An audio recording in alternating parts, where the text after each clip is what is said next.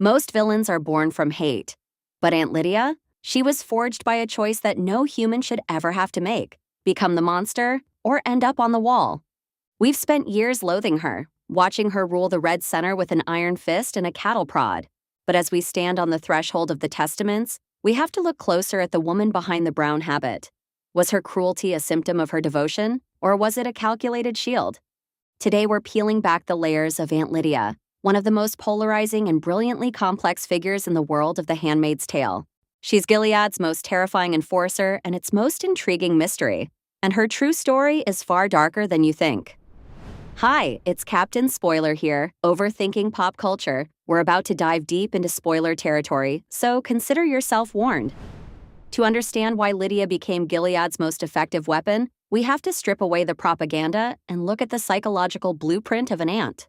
Let's go back to the moment the world ended and the choices that were made in the dark. This disgusting creature has given us no choice. Am I correct, girls? In the early days of Gilead, the regime didn't just ask for loyalty, it manufactured it through trauma. Before she was Aunt Lydia, she had a very different life. In the show, we see her as a lonely schoolteacher, someone whose internal shame curdled into a need for control. But in Margaret Atwood's The Testaments, we get a different blueprint. She was a family court judge, a woman of the law. She spent her life making cold, hard decisions about who was fit to be a parent and who wasn't. Whether she was grading papers or handing down sentences, Lydia was always a professional who knew how to judge others. So, when the world ended, Gilead saw a capable woman who knew how to maintain order. She wasn't chosen for the depth of her faith, but for her clinical ability to endure and to enforce. In Lydia, the regime found someone who could translate their ideology into a brutal, functioning reality. But that transition from the courtroom or classroom to the Red Center wasn't a promotion. It was a survival trial. To understand how a judge becomes a jailer, we have to look at the stadium, the brutal baptism that redefined what it meant to be a woman of power in Gilead. In the original text of the Testaments, we see the terrifying reality of how the ants were actually made. They weren't volunteers, they were prisoners of war. Rounded up and taken to a stadium, Lydia and other professional women were stripped of their dignity and forced to watch executions. Eventually, the ultimatum was delivered: pull the trigger on your own colleagues or take their place on the wall. This is a classic psychological trap, the sunk cost of the soul. Once you've pulled that trigger to save your own life, you are tethered to the system that forced your hand. If the system falls, you're a war criminal. If it stays, you're a founding mother. This creates a violent form of cognitive dissonance. To wake up every morning and not see a monster in the mirror, Lydia had to convince herself that her cruelty had a divine purpose. You can't just pretend to be a fanatic for decades without it reshaping your DNA. Your mind starts to bridge the gap between who you were and what you've done by inventing a new morality. For Lydia, maintaining the regime became a matter of self-preservation, not just physically, but psychologically. If Gilead is right, then she isn't a murderer. She's a savior of souls. She became the most terrifying version of herself because in a world where women are either property or prey, the only way to silence your conscience is to believe that the cattle prod is an instrument of mercy. Once Lydia accepted the darkness of the system to save her own life, she made it her mission to ensure her handmaids did the same. And that's where her role as the pious protector truly begins. Girls.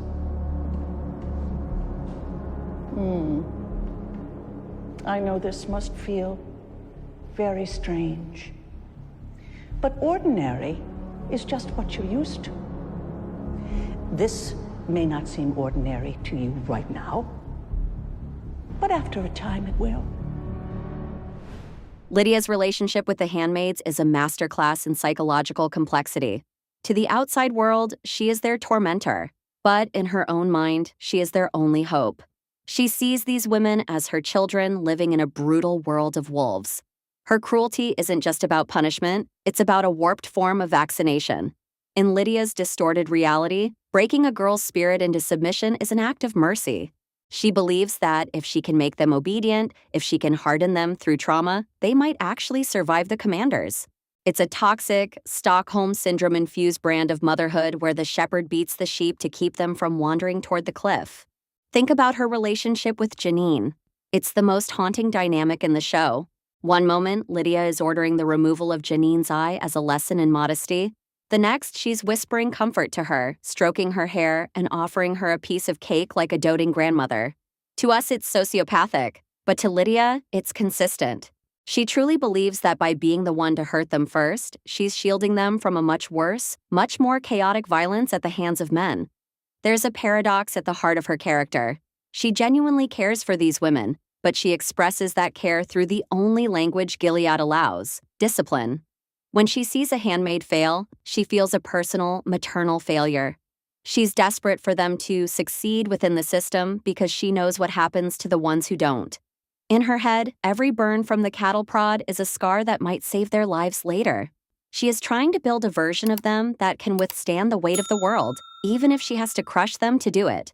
Lydia could justify the pain she inflicted as a necessary evil, but she couldn't ignore the reality that her methods were failing. She was breaking these women to make them invincible, only to realize that in a system this sick, there is no such thing as safe. The shepherd finally understood that she wasn't just guarding the fold, she was prepping the sacrifice. What did you think happened to the handmaids?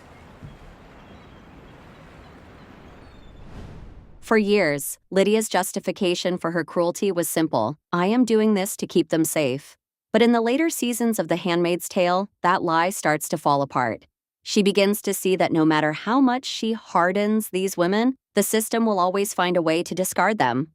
The turning point isn't a single event, but a slow, painful awakening. She looks at commanders like Putnam, men who treat the sanctity of Gilead as a joke while she's out there doing the dirty work in the name of God.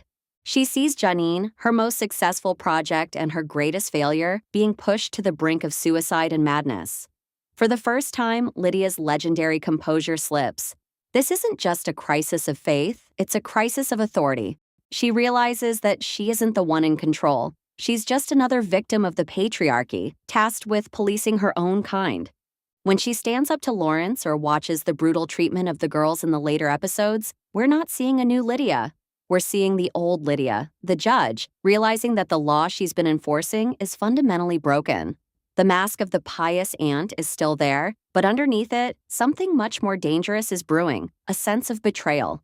And in Gilead, there is nothing more dangerous than a woman who feels she has nothing left to lose. In addition, I have testaments to your many abuses of power. Can only imagine the goods you have on my illustrious colleagues.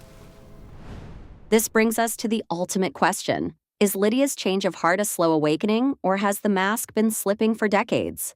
In the TV version of The Handmaid's Tale, we see a woman struggling with her conscience in real time. We see the tears, the hesitation, and the genuine horror as she realizes Gilead is rotting from the head down. But Margaret Atwood's The Testaments gives us a much more chilling and brilliant version of this character.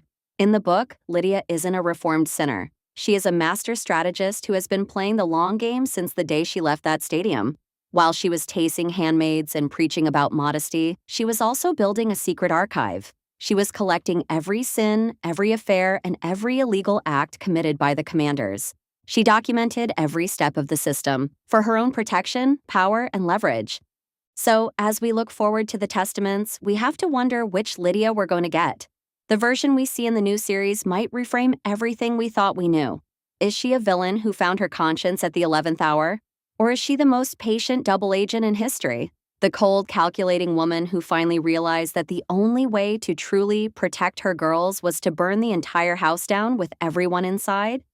Lydia is the ultimate proof that in a totalitarian regime, there are no innocents at the top, only survivors with different degrees of guilt. Whether she's a hero or just a woman who realized the ship was finally sinking is up for debate. But one thing is for sure, we've been underestimating Aunt Lydia, and that's exactly what she wanted. But what do you think? Can we ever forgive her for the cattle prod, even if she's the one who eventually brings the commanders to their knees? Is she a hero for waiting for the right moment, or a coward for waiting too long? Let me know in the comments. Thanks for watching. Don't forget to subscribe. And if you enjoyed this video, here's another one you might find interesting.